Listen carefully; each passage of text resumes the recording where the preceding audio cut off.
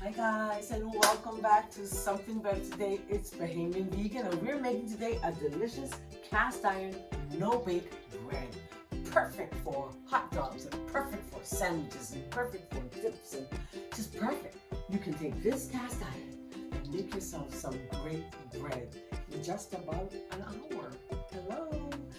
Listen, this bread is great for busy mornings, it's great for busy mornings, it's great for Sabbath, it's great for any day, and obviously it's good because it's a healthy bread. So why not join us in this no oven, no fuss, just good for food that nourishes the body and uplifts the soul kind of bread.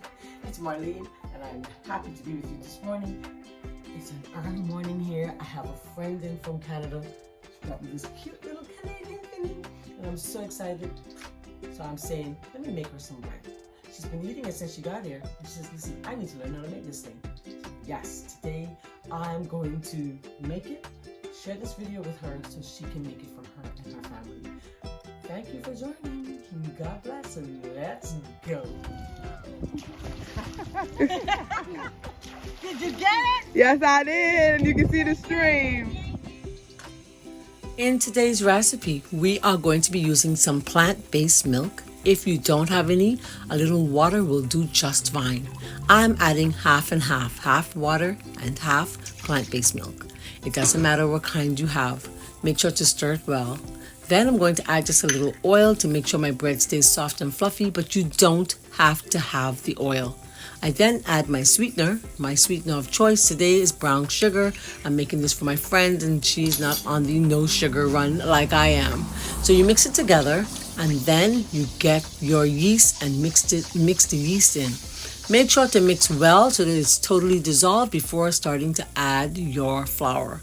Usually I mix my yeast and I make sure that I'm storing my yeast in a container that's airtight in the refrigerator.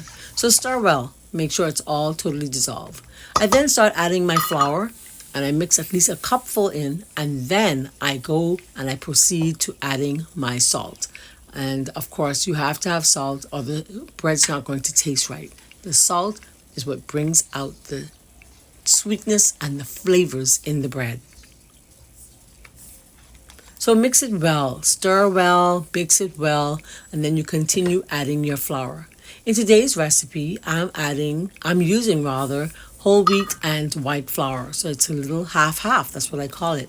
So if the recipe calls for 1 cup of flour, then you have half cup of white and half cup of whole wheat. It depends on how much ingredients you have. And with the right amount of patience and of course some simple ingredients, this cast iron skillet bread is amazing. Once you remember to cook it on medium to low heat, this bread's amazing. So stir it well, stir it really well. Then eventually we're gonna get our fingers dirty, and this is the fun part. This is the time when you can bring those children, the little people, they love getting their fingers in flour, and let them knead it with you. You want to knead for at least 6 to 8 minutes. You do not need to knead longer than that. You do need to knead because kneading is going to soften the wheat. It's going to make sure that the wheat is soft and edible. Otherwise, the bread's a little hard and it really is not so fresh tasting. So I knead it in my bowl, and then eventually I'm going to just empty it onto my counter, sprinkle a little flour on the counter, and then you're going to just knead that bread for about 6 to 8 minutes. When you're kneading, you're going to bring it together initially, of course, with your fingertips, and then you're going to use the heel of your hand, or the palm, the lower palm, we call it. So just knead it and make sure to get all of that flour in there. This is a soft batter, and it's an amazing batter. And once you follow the recipe to a T, you have no problems. To avoid the overflouring, whatever little oil that may have been to the bottom of my container, I use that to prevent from overflouring. And it really does help to keep your dough nice and soft. Of course, you don't want it to be too wet because, you don't want it to be too wet, and that's simple. So then what I'm going to do is I'm going to sprinkle my counter, and then I cover it with my pan or get a towel. If you if you like this kind of content, then you may just like my books.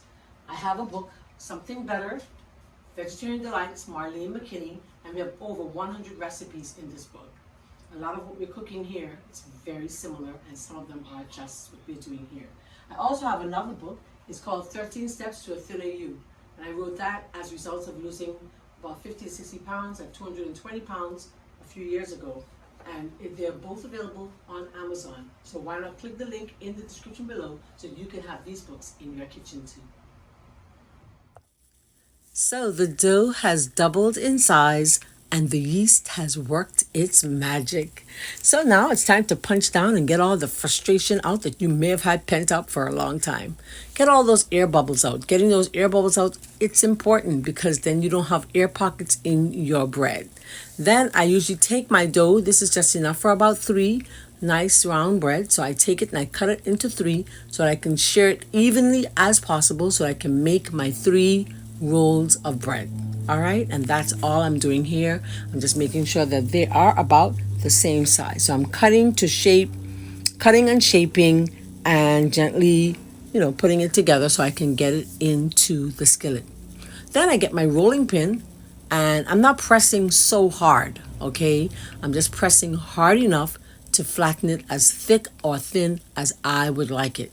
Because I don't want the bread to be too thin, it's about 1 inch in thickness if you were to see the entire thing. And then you are going to simply put that bread into your warm skillet. So you're preheating your skillet. It's a little hot there. I see a little smoke. I'm fanning it. All right. And I do have it slightly oiled, not a whole lot of oil in there. I'm using coconut oil. That's my go-to for the most part because I use it for soap making. All right. Now I'm covering it with my foil paper and my parchment paper to make sure to seal it as tightly as possible, because what's going to happen is the low heat and the steam are going to gently cook the dough. All right, and it's going to help it to rise all at the same time. Usually I put a damper if my stove doesn't want to go too low, and you can create a damper.